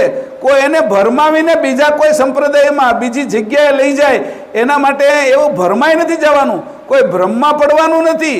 સત્ય વસ્તુની ખોજ કરવાની છે, એ તો અંશે થવાય. એટલે અહીંયા સત્ય વસ્તુની ખોજ કરવા માટે મેં વિજ્ઞાનની વાત કરી. અને પરમગુરુ અહીંયા ગુપ્ત રીતે વિજ્ઞાન જ વધે છે, વિજ્ઞાનની જ વાત કરે છે. જો આ વાતને કોઈ ફોડે સમજે, દૂધ આપને દેખાતું હોય પણ આપણે એને બરાબર મથીએ નહીં તો માખણ, એને મેળવીએ નહીં, દહીંને મથીએ નહીં તો માખણ ન આવે. અત્યારે હું કાઢું છું તમારા બધા માટે માખણ કાઢું છું. આ માખણ કાઢીને પછી તાવવાનું છે, એટલે ઘી બનાવવાનું છે. અને તાવેલું જે ઘી હોય એમાં તમારે વાટ મૂકવાની છે, એટલે દીવો થશે. એ દીવો કોનો? અંશનો. આ બધા અંશો પ્રગટ થવાના છે. આ બધા અંશો અહીંયા જે બેઠા છે એને પ્રગટ કરવાના છે, એવી વાત પરમ ગુરુ આમાં મૂકી ગયા છે. દૂધમાં ઘી તો છે જ, એમ આ બધામાં અંશ તો છે જ. 2 વાત તો પાકી થઈ ગઈ. દૂધમાં ઘી છે અને આપણે બધા બેઠા એમાં અંશ છે. હવે 2 વાત ખબર થઈ ગઈ તો હવે એને બરાબર મથીએ નહીં, આપણે બરાબર એનું યોજના ન કરીએ તો મને લાગે છે કે એમાંથી માખણ ન નીકળે. અને માખણ ન નીકળે ને બરાબર તાવીએ નહીં તો એ વાસ મારી જાય ઘી 2-3 મહિનામાં. ઓલું તો એકદમ મસ્ત તાવેલું હોય ને તો વાસ ન મારે. એ 100 વર્ષ સુધી રાખો ને 150, 500 વર્ષના ઘડાવ ભરેલા છે એવું તાવેલું ઘી. એવા આપણે અંશ આમાંથી તવાઈને નીકળવાનું છે. આ બધામાં આપણી તાવણી થવાની છે. એટલે અંશે થવા માટે આપણે પાકા થવાનું છે. એટલે વિજ્ઞાનની વાત આપણે કરીએ છીએ, જ્ઞાનની વાત આપણે કરીએ છીએ, ભક્તિની વાત આપણે કરીએ છીએ, સમજણની વાત આપણે કરીએ છીએ. આ બધી વાતો આપણે કરી રહ્યા છીએ. આને સમજવાની બરાબર. હા, એટલે કીધું અહીંયા એહી સામાન્ય વિશેષણસી. આગળની વાતને મેં હજી થોડી પ્રાસમાં લીધી અને 17મી આ ચોપાઈ કીધું. એહી સામાન્ય વિશેષણસી પરમ વિશેષ સમેતું. હવે અહીંયા ત્રીજી વાત કરી. 2 અંશની તો વાત સમજાવી દીધી એની. કેમાં? 16માં અને 17માં. 16માં છે એ વિશેષ અંશની વાત સમજાવી, 17માં પરમ વિશેષ અંશની વાત, 15માં વિશેષ અંશની વાત સમજાવી અને 16માં છે એ પરમ વિશેષ અંશની. હવે એક અંશ વધાર્યો 17માં. એ કયો? એહી સામાન્ય વિશેષ અંશ હી પરમ વિશેષ સમેતું. હવે કીધું હવે આપણે બધાય તો કે સામાન્ય અંશ. અહીં કીધું કેટલા પ્રકારના અંશ તો થયા? 3 પ્રકારના. વિશેષ અંશ આવે છે યુગે યુગે, પરમ વિશેષ અંશ આવે છે કલ્પે કલ્પે, અને આપણે નિરંતર આવ્યા જ કરી 84 લાખ યોનીમાં. સામાન્ય અંશી ઘડીક કૂતરામાં જાય, ઘડીક ઉંદરડાની અંદર જાય, ઘડીક મનુષ્યમાં જાય, ઘડીક ગધેડામાં, ઘડીક વનસ્પતિમાં, ઘડીક ખાટા બહુ થઈ ગયા હોય ને એ બધા આંબલીમાં જાય. આ અંશો તે બધા એને જોવાનું, આ બહુ કડવો છે તે આને મોકલો કે લીમડામાં. એમ એની તો આમાં વિભાગ કર્યા છે. પણ આપણે બધે ફરીએ છીએ. આપણે સામાન્ય અંશ છીએ. સામાન્ય અંશ છે એ 84 લાખ યોનીની અંદર ભટકે છે. 84 લાખ યોનીની અંદર 4 ખાણી છે: ઇન્દજ, સ્વેદજ, ઉદ્બીજ અને જરાયું. એના 84 લાખ યોનીના જે કયા ઘાટો છે એ પાછળ ઓલા થાંભલાની અંદર લખેલું છે લાલ અક્ષરે. તો આપણે એ વાંચી લેવું જોઈએ. તો કે આ બધી વસ્તુ છે. 84 લાખમાં કોણ ભટકે છે? તો કે સામાન્ય અંશ. એક અંશ વધાર્યો. એહી સામાન્ય વિશેષ અંશ હી પરમ વિશેષ સમેતું. છેવટ કરતા અંશ કે કહિતલ ભિન્ન ભિન્ન કર હેતુ. હવે કીધું કે આ છેવટ કરતા અંશ કહિતલ, આ બધાય છેવટ કરતાના જ અંશ છે કે આ બીજા કોઈના અંશો નથી. ચેતન કૈવલ કરતાના, પુરંજન પુરુષના આ 3 અંશો છે કે આ 3 અંશોમાં જે સામાન્ય અંશ છે એ સામાન્ય અંશ છે એ દરેક વખતે જન્મ્યા અને મર્યા કરે છે, પણ એ પોતાને સંપૂર્ણ ભૂલી જાય છે. જે ઘાટમાં જાય છે એ ઘાટમાં એનું પોતાનું ઐશ્વર્ય ભૂલી જાય છે અને એમાં પોતે કોણ છે એને ભૂલી જાય છે. અત્યારે જે માના કુખે જન્મો એને માં કહેવા મળે છે, પિતાજીથી જન્મ હોય પિતા કહેવા મળે, ભાઈ બહેન અત્યારે આ આપણા અત્યારે સંબંધી છે એ. એટલે એક પેલી જગ્યાએ પ્રણવ કલ્પતરુમાં કે એમાં છે ભ્રાત ને તાત માત સુત, હા માત ને તાત સુત, હા બોલો ને આમાં બોલો આમાં, હા તાત સુત ભ્રાત ને ભારજા કુટુંબ પરિવારની લહાર લાગી ઇન્દ્રિના સ્વાદમય આપનું આપનાઈ ગયો. હું કીધું સામાન્ય અંશને ઇન્દ્રિયના સ્વાદમાં સામાન્ય અંશ પડ્યો છે. હે અભાગ્યા તું ક્યાં ભૂલી ગયો તને? આવું કીધું. અભાગી ભાગ્યનો હીન એ તું કે ઇન્દ્રિયના માત ને તાત ને માતા ને પિતા ને ભાઈ ને બેન એની તને લાળ લાગી ગઈ છે કે લહાર લાગી, એની હાર વાળા તારી આજુબાજુ જ ફરે છે કે નવી નવી માના કુખે જન્મે એટલે નવી નવી માં એમ કરતા કરતા તને આવી લાળ લાગી. પછી તને 10 ઇન્દ્રિય આપી તો ઇન્દ્રિયના સ્વાદમાં અભાગ્ય તું ભૂલો પડી ગયો કે હારું હારું જોવામાં, હારું હારું ખાવામાં, તને સ્વાદની અંદર, સુગંધની અંદર, સાંભળવામાં બધામાં રસ આવવા માંડ્યો. આ 10 ઇન્દ્રિયના સ્વાદની અંદર તું હે સામાન્ય અંશ ભૂલો પડેલો છો. એટલે એને કીધું સામાન્ય અંશ એટલે કીધું ભિન્ન ભિન્ન કર હેતુ. આ ત્રણેયના કયા કયા હેતુ છે, કયા કયા હેતના કારણે આ ત્રણેય કામ કરે છે? તો કે સામાન્ય અંશ છે એ ઇન્દ્રિયના સ્વાદમાં કુટુંબ પરિવારની લહાર લાગે છે, એમાં એ પોતે ભૂલો પડી જાય છે. વિશેષણ શું છે? તે વિશેષ અંશ છે એ ક્યારે આવે છે? તો અહીંયા વિશેષ અંશને જ્ઞાન માટે આવે છે. એટલે એને કહેવામાં આવ્યા છે કે વિશેષ અંશમાં વિશેષ છે. એવા વિશેષ અંશ છે એ આ બાજુ આવે છે ત્યારે મોટા કામો કરે છે અને એના ઐશ્વર્યને ભૂલતા નથી. પોતાના અંશને ભૂલી ગયા છે બધા. એ હું કોણ છું એને ભૂલી ગયા પણ ઐશ્વર્ય ભૂલતા નથી. કોઈ માણસ મરી જાય ને પછી બહુ એની ઈચ્છા રહી ગઈ હોય ને તો એના પૈસા ન ભૂલે, એટલે ત્યાં આગળ ભૂત થઈને કે એરું થઈને એ પૈસાનું રક્ષણ કરવા આવે. એમ વિશેષ અંશો છે એની જે વિશેષ સમૃદ્ધિ છે, ઐશ્વર્યતા છે એને ભૂલતા નથી. સામાન્ય અંશ દર વખતે ભૂલા થાય છે, ભૂલા પડે છે, પણ વિશેષંશ પોતાના સ્વરૂપને ભૂલી જાય છે. પરમ વિશેષંશ છે એ પોતાના સ્વરૂપને ભૂલતો નથી, ઐશ્વર્યતાને ભૂલતો નથી અને એ કરતા કેવલને ભૂલતો નથી. એટલે એ પરમ વિશેષાંશ એટલે કશું ભૂલતા નથી. એટલે એવા કોઈ પરમ વિશેષાંશ આવે તો આપણે યાદ કરાવે તો આપણે એના દીવાથી આપણો દીવો પ્રગટે. એટલે પરમ વિશેષાંશ છે એ કલ્પે એકવાર આવે છે. 3 અંશોને અહીંયા વાત થઈ ગઈ. હવે આગળ 28મી ચોપાઈ 28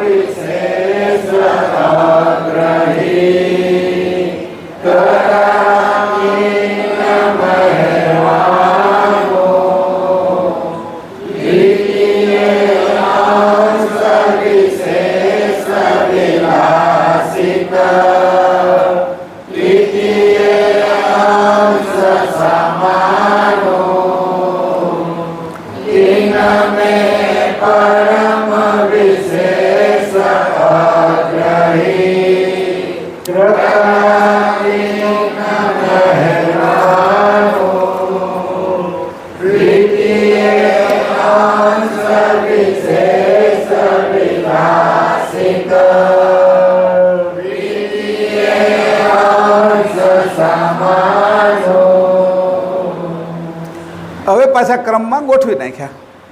જો પહેલાં છે એ વિશેષાંશ, પછી પરમ વિશેષણ, પછી સામાન્ય અંશ અને પછી ત્રણેયને 17મી ચોપાઈમાં લઈ લીધા.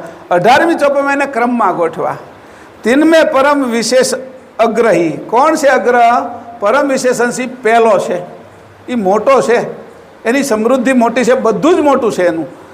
કર્તા કિન મહેરબાનું, કર્તાની મહેરબાની, કર્તાની એના ઉપર રીજ, એની કૃપા, દયા, કરુણા બધી જ છે એ પરમ વિશેષ અંશ ઉપર ઉતરી છે. આવું કીધું. પછી બીજાની ઓળખાણ આપી. દ્વિતીય અંશ વિશેષ વિલાસી. બીજા અંશો છે એ વિલાસની અંદર લાગેલા છે કે વિલાસી છે.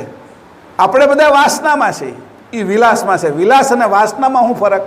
10 ઇન્દ્રિયો જેને ખેંચી જાય એને વાસના કહેવાય અને વિલાસ જેને અંતસ્કરણો દ્વારા જે ખેંચાતા હોય, ગુણગણ દ્વારા ખેંચાતા હોય, એને વિલાસી કહેવાય. એનું આયુષ્ય લાંબુ હોય, એ બધા દેવતા કોટીની અંદર હોય અને એ વિલાસી છે. દ્વિતીય અંશ વિશેષ વિલાસી, એનો વિલાસી એટલો મોટો હોય. આપણે અંદર વિલાસ કરવાની જે તાકાત છે એની કરતાં અનેક ગણી તાકાત હોય એની દેવોની. એ બધાય બીજા વિશેષ અંશો છે. તૃતીય અંશ સામાન્યનું, આપણે બધાય સામાન્ય અંશ છે. આપણે ફાયદો શું છે કે આપને અનામત આપવામાં આવી છે કે તમને ઓછા ટકાએ તમને લઈ લેવામાં આવશે. આપણે ફાયદો આ સામાન્ય અંશને કે જો તમે પરમ ગુરુના ચરણમાં જાઓ તો સૂર્ય ચંદ્રને, ઇન્દ્રને, અગ્નિને એને વાર લાગે એટલી તમને ન લાગે. કે કેટલી? 48 મિનિટ એટલે 1 ઘડી. હા, 2 જુગલ. હા, એટલે એને કીધું કે 1 જુગલ ઘડી એટલે 2 ઘડી, 24 મિનિટની 1 ઘડી એટલે 1 જુગલ ઘડી એટલે 2 ઘડી ભેગી કરો. 48 મિનિટ તમે લક્ષ ભજન કરો તો અંશ કે આ તરી જાય એમ. પણ એ કઈ રીતે કરવાનું, એની રીત શું છે એને જાણવી જોઈએ. કે એ પછી ગુપ્ત રાખી પરમ ગુરુએ. એમ કીધું નાકના ટેરવા ઉપર છે એ તમારે બેહીને 48 મિનિટ, તો પછી હજી સુધીમાં કોઈ અંશે નથી થયા. જોજો ઘણાય રાખે છે કે હું તો 10 વર્ષથી કરું છું કે હજી કાંઈ ફરક પડ્યો નથી. પણ તું જે નાકના ટેરવા ઉપર ખાલી નજર રાખે છો અને મન તો ક્યાંય ભમે છે તારું. તો ઉઘરાણી કરતો હોય ઘણા આગળ તો પેલા પૈસા પાછા દે નજર આવ્યા છે. કા બાજતો હોય મોટા ભાઈ હારે, કા બેન હારે બાજતો હોય, કા છે મારી આમ બોલી ગઈ છે ને એની હારે એના માથાકૂટો હાલતી હોય કેટલાય હારે. તો એ જ્યારે અહીંયા છે નજર, ત્યારે અંશની સાથે રહેવાને બદલે બીજી જગ્યાએ વધારે રહેતો હોય છે. એટલે એને કીધું કે આપણે કરીએ છીએ તો કઈ રીતે કરવાનું, કઈ પદ્ધતિથી કરવાનું, એની વાત અહીંયા શીખવાડે છે પરમ ગુરુ. તે કીધું કે 48 મિનિટ ખાલી આપણે બરાબર 1 જુગલ ઘડી એને જો બરાબર કરીએ તો પણ સામાન્ય અંશને છે એ આ અનામતના કારણે મોટો હોદ્દો મળી જાય. પરમ વિશેષ અંશની કેવલ કર્તાની ચરણમાં જવાનો મોકો મળી જાય અને એ પરમ ગુરુના ચરણમાં જવાનું છે. હવે અહીં નાકને જોવે છે ને પરમ ગુરુના ચરણ એને નથી દેખાતા. એ તો પોતાનું નાક જોવે છે. ઈડા પિંગળા ને સુષ્મણા એ બેને જોવે ને ઓહંગ અને સોહંગ એ વ્યાપક પરમ ગુરુના ચરણ છે. આ 2 શ્વાસ છે, હવાને જોવાની નથી. પછી શ્વાસ થાય, પછી પ્રણવ થાય અને પ્રણવના પાછા 2 ભાગ પડે. એક જમણી બાજુ ને એક ડાબી બાજુ જાય, એક ગરમ ને એક ઠંડો, એક પુરુષનો ને એક સ્ત્રીનો, અને વચ્ચેનો છે એ સુષ્મણામાં જાય. આ સુષ્મણા એ 2 સ્ત્રી અને પુરુષનું મિલન એટલે ભેગું થવું ચંદ્ર અને સૂર્યનું, એને ઉપર લઈ જાય અને ઉપર લઈ જાય ત્યાર પછી એની અંદર જે જોવે ઓહંગ અને સોહંગ 2 ચરણને એકતા કરે ત્યારે છે એ મૂળ પરમ ગુરુના ચરણમાં જાય તો એને છે એ કેવલ કર્તાના ચરણમાં જવાનો મોકો મળે. આ પદ્ધતિ, આ રીત એને કીધું લક્ષ્ય ભજનની રીત. તમારું લક્ષ્ય ક્યાં છે? જે લક્ષ્ય જ્યાં હશે ત્યાં તમે જશો. એટલે લક્ષ્ય ભજન કરી પણ લક્ષ્ય ક્યાં છે એનું પણ ધ્યાન રાખવાનું. એટલે અહીંયા કીધું છે એની કે આ રીતે 3 અંશોને જુદા પડ્યા. તિનમે પરમ વિશેષ અગ્રહી કરતા કિન મહેરબાનું, દ્વિતીય અંશ વિશેષ વિલાસી, તૃતીય અંશ સામાન્ય. તેમાં પરમ વિશેષ અંશ કર્તાની મહેરબાની વાળો હોય સૌથી અગ્રગણ્ય છે. બીજા વિશેષ અંશો વિલાસિક છે ને ત્રીજા સામાન્ય હોય અલ્પગતિના છે. પણ અલ્પગતિના છે તો એ કીધું કે ઘેટું હોય એ કંઈ હામા કાંઠે નદીના ન જઈ શકે તો ઘેટાને તો ખાલી સમર્પણ કરે અને એનો માલિક જ્યાં લઈ જાય એટલે હોડીમાં બેહાડી દે, પછી હોડી હામા કાંઠે એને પોગાડી દે. પછી એને માથાકૂટ કરવાની જરૂર નથી. આ હોડી કેમ બનાવી, આ હલેસા કેમ બનાવ્યા, આ હલેસા તમે કેમ માર્યા, એવું ઘેટું બહુ પૂછવા મળે ને તો માથાકૂટ થાય એને. ઘેટું ને એવી બુદ્ધિ ન હોય પાછી.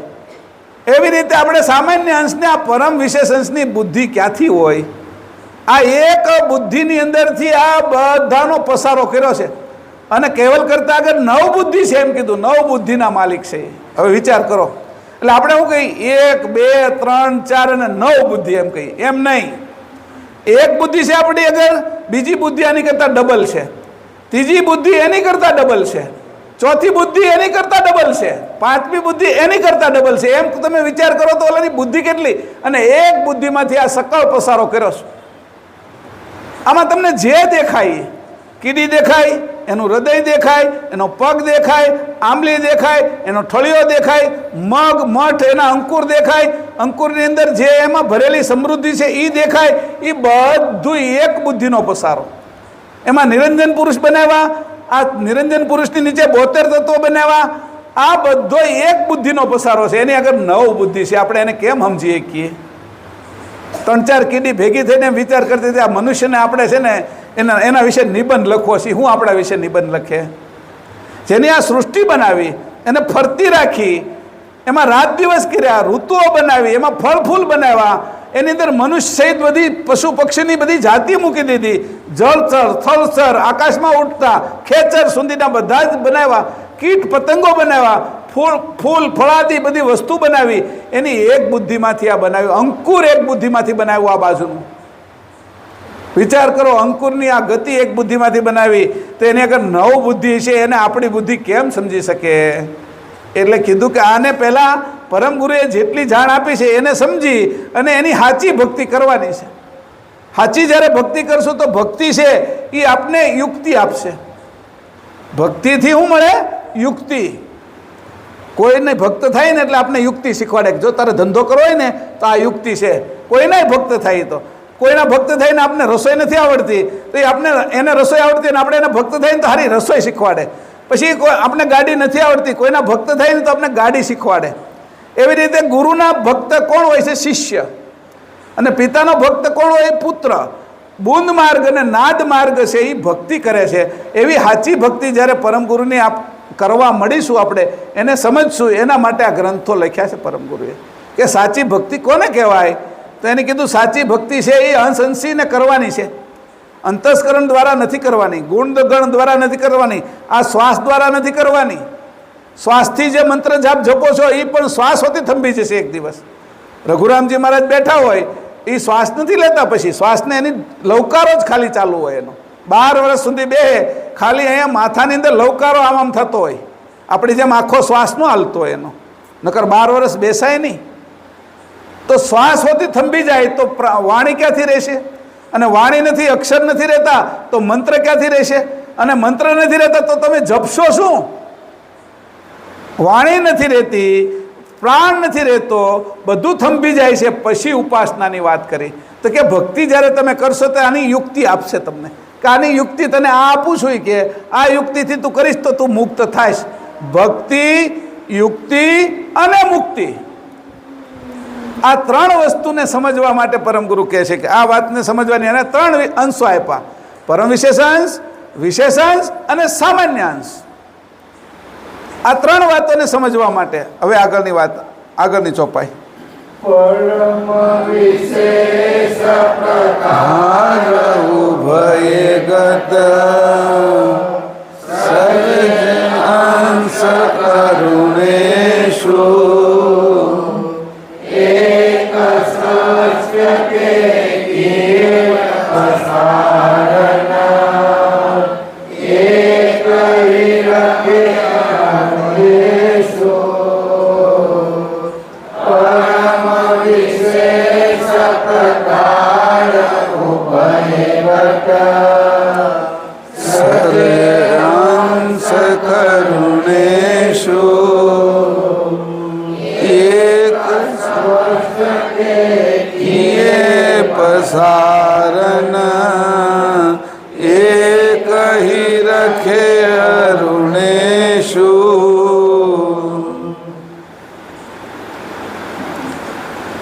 આગળની જે ચોપાઈમાં થોડી વાત મારે જે કહેવાની હતી 18મી એની પણ સાથે કહી દઉં, પછી આગળ કહી કે સામાન્ય અંશ કેવો છે?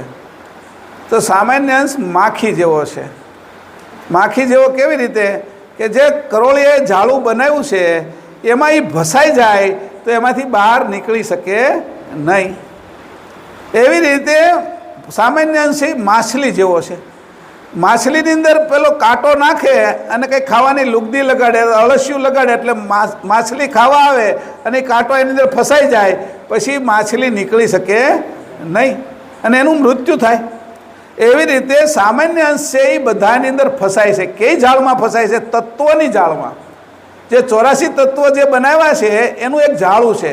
એ તત્વો એને વાપરવા માટે બનાવેલા હતા, એને ઉપયોગ કરવા માટે બનાવેલા હતા. એના બદલે આ જાળની અંદર ફસાઈને સામાન્ય દુઃખ જ ભોગવે છે, વારંવાર દુઃખ ભોગવે છે.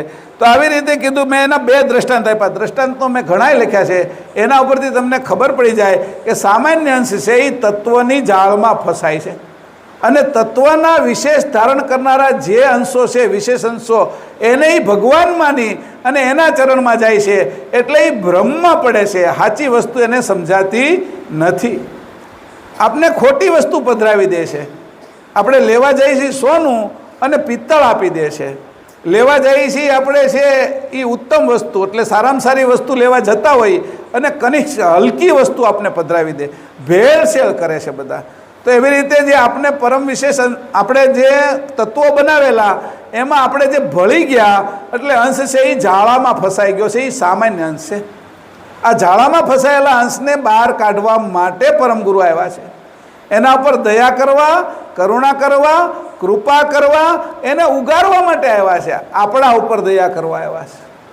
ક્યારે આવ્યા? કલ્પે એકવાર. ક્યાં આવ્યા? આ જગતમાં, સારસામાં, ઉમરામાં, બધે ફર્યા. આપણે બેઠા છીએ. આવી દયા કરવાને જે આવ્યા છે પરમ વિશેષ અંશ, એને ન સમજીએ આપણે, એને હાથ ન આપીએ તો આપણે બહાર કેમ કાઢે? તો આપણે એને હાથ આપવો પડે, આપણી આરત આપવી પડે, આપણી સુરતા એના ચરણમાં મૂકવી પડે. આવું જ્યારે એને કરીશું ત્યારે આ અંશને આપણા ઉપર પ્રતીતિ આવશે, વિશ્વાસ આવશે. તો આ વિશ્વાસ આવશે ત્યારે એ અંશ આપને, પરમ વિશેષ અંશ આપણા અંશને છૂટો પાડશે આ તત્વની જાળમાંથી. આ તત્વની જાળ એટલી ગજબની છે કે આપણે ખબર જ નથી પડતી આખો દી આપણે શું કરીએ છીએ. કંઈક ખારું ખાવાનું મન થાય, એમ થાય તીખું તમતું ખાઈ, તમોગુણ આવ્યો, ઊંઘી જવું છે, કોઈને બાંધવું છે, તમોગુણ બધાડે છે. સત્વગુણ આવ્યો તો હાલી કે આપણે થોડુંક ભજન કીર્તન કરીએ, એ સત્વગુણ કરે છે. રજોગુણ આવ્યો તો વળી કંઈક બીજી પ્રવૃત્તિ કરીએ. એવી રીતે 24 કલાક આપણે જે પ્રવૃત્તિમાં રાખે છે એ બધા તત્વો છે. આંખે આકાંક્ષા મૂકી દીધી છે, નિરીક્ષણ, તે કંઈ સારું સારું જોવાની જ ઈચ્છા કરીએ. કાને આકાંક્ષા મૂકી દીધી છે, શ્રવણ, એ એમાં આપણે ફસાઈ જઈએ છીએ. હરણિયું હોય એ એવું સંગીત સાંભળે અને સંગીત સાંભળતા સાંભળતા જેનો શિકારી છે એનો શિકાર કરી નાખે. હરણિયાને સંગીતમાં બહુ રસ હોય, એની જે કર્ણ ઇન્દ્રિય છે એ સતેજ હોય. એવી રીતે ભમરો છે એને સુગંધીની અંદર બહુ રસ હોય, અને એ કમળ ખીલે એની અંદર બેસે ને કમળ ભીડાઈ જાય તો હવારમાં એ ભમરો મરી જાય છે. એટલે એવી રીતે જે આકાંક્ષાઓ જ્યાં જ્યાં મૂકી છે એની અંદર આપણે સામાન્ય અંશો ફસાઈ છીએ, અને એ ફસાઈ જાય એટલે મૃત્યુ થાય છે, આપણું પાછો નવો જન્મ થાય છે. એટલે 84 લાખ યોનિની અંદર આપણે ભટકીએ છીએ. આવા અંશોની ઉપર દયા કરવા, કરુણા કરવા, કૃપા કરવા પરમગુરુ આવ્યા. કોના ઉપર? આપણા ઉપર, બીજા કોઈના ઉપર નહીં. તો આવા પરમગુરુની આપણે ઇજ્જત ન કરી, એના વિશે એનું માન સન્માન ન કરી, એના વિશે છે એ આપણે સર્વસ્વ અર્પણ કરવાની ઈચ્છા ન કરી, તો આપણે ક્યાંથી તરીએ?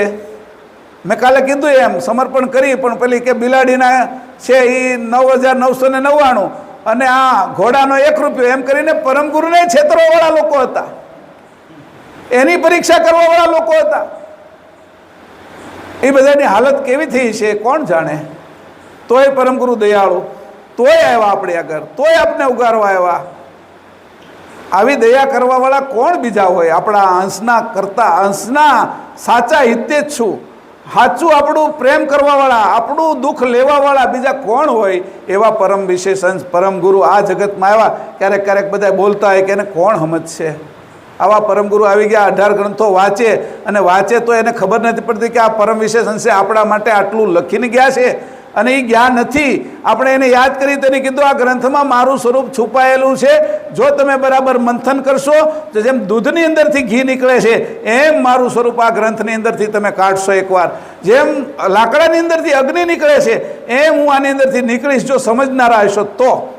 જેમ ફૂલની અંદરથી અત્તર નીકળે છે એમ હું આ ગ્રંથની અંદરથી નીકળીશ જો સાચી તમારી લાગણી છે, ઈચ્છા છે અને સમર્પણ છે, તો મને તમે આ ગ્રંથની અંદરથી કાઢી શકશો. ગ્રંથમાં મારું સ્વરૂપ છુપાયેલું છે એવું લખ્યું છે. આ વાત સમજવા જેવી છે. હવે અહીંયા આગળ એની પાછી આપણે 19મી હું વાંચું છું. પરમ વિશેષ પ્રકાર ઉભયગત. હવે પછી કીધું કે જે બે કીધું પરમ વિશેષ, એના 2 પ્રકાર છે. 2 પ્રકારના પરમ વિશેષ, 2 પરમ વિશેષંશો હતા. વિશેષંશો ઘણા હતા, સામાન્ય અંશો ઘણા હતા, પણ પરમ વિશેષણ બે હતા, એક જોડું. એમાં તીનમે પરમ વિશેષ પ્રકાર ઉભયગત, બે ગતિના પરમ વિશેષણ હતા. સર્જે અંશ કરુણેશુ, કરુણા સાગરે કરુણેશે કેવલ કરતાએ પરમ વિશેષંશો બે ઉત્પન્ન કરેલા. એક સૃષ્ટ કે કિયે પસારણ, એક સૃષ્ટિનો પસારો કરવા માટે આવ્યા. એક હિ રખે અરુણેશુ, જ્યારે આ સૃષ્ટિને હંકેલવી હોય, સાચી દિશા આપવી હોય, કોઈ આ ભૂલા પડે તો એને માર્ગદર્શન આપવું હોય તો એને કેવલ કરતાએ પોતાની બાજુમાં રાખ્યા, એને આ બાજુ ન મોકલ્યા, એને કલ્પે એકવાર મોકલે. અને એક જે સૃષ્ટિનો પસારો કરવાવાળા અંશ હતા, હવે આપણે એની વાત ઉપર જવાનું છે. એ કોણ હતા? નિરંજન પુરુષ. જે બે અંશો હતા પરમ વિશેષ અંશ, એમાં એક નિરંજન પુરુષ હતા. આ જે અદ્વૈતાદ્વૈત નર્વેદ ચિંતામણી ગ્રંથ છે એ આ જે બીજો અંશ છે પરમ વિશેષ અંશ એના માટેનો છે. આ એની ઓળખાણનો આ ગ્રંથ છે. પણ આપણે બેયને સમજવા માટે અહીંથી બે ભાગ પાડી દીધા. કેટલી ઝીણી ઝીણી વાત કરતાં કરતાં અહીંયા આવ્યા છીએ. એને બરાબર આ તમે યુટ્યુબ ઉપર પાછું જોજો એટલે તમને ખબર પડે પહેલો દિવસ, બીજો દિવસ અને ત્રીજા દિવસે આપણે ક્યાં પહોંચ્યા છીએ. સમજણમાં સમજણનો વધારો થવો જોઈએ ને. પહેલા ધોરણમાં હોય એ બીજા ધોરણમાં, ત્રીજા ધોરણ, કોલેજ કર્યા પછી પહેલા ધોરણવાળો એટલું જ આવડતું હોય તે કોલેજમાં શું કામનું? એક એક દિવસે જો થોડું થોડું વધારે શીખ્યા હોય, એક વર્ષે, બીજા વર્ષે, ત્રીજા વર્ષે, તો એની વચ્ચેના અંતરની, એની વચ્ચેના ગુણત્વની, એને વચ્ચેની સમજણ વધારે થઈ છે એની આપણે ખબર તો પડવી જોઈએ ને. તો ખબર પડે ને કે હું જે ત્યાં કથામાં જાઉં, ગ્રંથ વાંચનમાં જાઉં તો પછી ઓલા ધોયેલા મૂળાની જેવું અહીંયા પાછા આવે તો બધું ખંખેરીને વયા જાય, એને કંઈ આ ઉપદેશ લાગે નહીં. આપણે આવ્યા ખરા, આવ્યા એટલે બધા જાય છે એટલે અમે આવ્યા, અને થોડુંક આ બધા સારું બોલે છે અને કેટલાય સમયથી અમે આ ધર્મ પાળી છીએ એટલે જવું જોઈએ. એવી રીતે નથી આવવાનું. જવું જોઈએ એમ નહીં. મારે હું ન જાઉં તો આમાં ભટક્યા કરીશ આ જગતમાં, એટલે જાઉં છું. એને એટલે સમજીશ, સમજણનો વધારો કરતો જઈશ રોજ રોજ. દિવસે દિવસે જેમ જેમ મોટા થયા એમ આપણી સમજણ વધી છે ને, એમ જેટલો સત્સંગ કરશો એમાં સતનો સંગ કરવાનો છે. એટલે હું પહેલાં કહેતો, સત કોણ છે? અંશ. સત કૈવલ કોણ છે? બાપા આપણા. અંશના બાપા એટલે અંશના કરતા કોણ? કૈવલ. અને સત આપણે છે. આ શરીરમાં બીજું બધું અસત છે. એક જ અંશ છે એ સત છે, એ જ બચે છે, બાકી બધાનો નાશ થઈ જાય. તો સત છે એ અંશ છે, કૈવલ છે એ આપણા બાપા છે, કૈવલ કરતા છે, સકર્તા પોતે છે. અને એ આપને ભણાવે ત્યારે સાહેબ થાય છે. સાહેબ તમને કહું છું, એ આપને ભણાવે ત્યારે એ સાહેબ થાય છે. સાહેબ એમ તમને કહું છું. એટલે કેવી રીતે એ ભણાવે છે આપને? આટલા 18 ગ્રંથો લખ્યા એની. આ 18 ગ્રંથોથી આપને ભણાવે છે. કાન પકડી પકડીને ભણાવે છે એ. અને એ હોટી રાખે છે, શબ્દની સોટી મારે. પરમ ગુરુએ કીધું એ વાણીની એવી સોટી સટાક મારે. એટલે તો પેલા આપણે સોસરા જે લખ્યું છે કે હોપટે હોપટ ઉતરી જાય એવું વાણીની ટકોર મારે છે. અને આ ટકોરથી અંશ જે હુતા છે એને જગાડે છે. હુતાંશી આપણે બધા અત્યારે જે ઘાટમાં છે ને એ ઘાટવાળા થઈ ગયા છે. આપણે મૂળે અઘાટે થઈ જવાનું છે. આ ઘાટ તો મારું સાધન છે.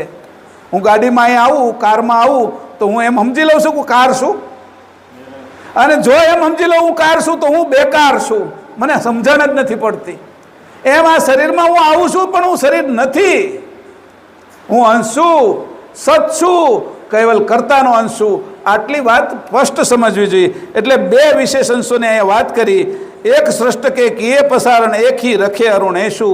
એક એ સૃષ્ટિનો પસારો કર્યો, અને એક જ્યારે પસારાની અંદર કાંઈ તકલીફ થાય, અંશો પોતાનું સ્વરૂપ ભૂલી જાય, કર્તાને ભૂલી જાય, એટલા માટે ફરીથી કલ્પે એકવાર આવે છે.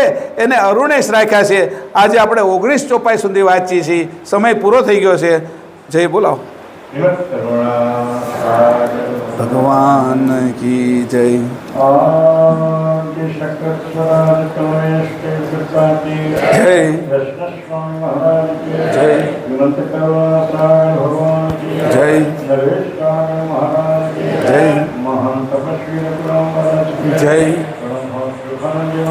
જય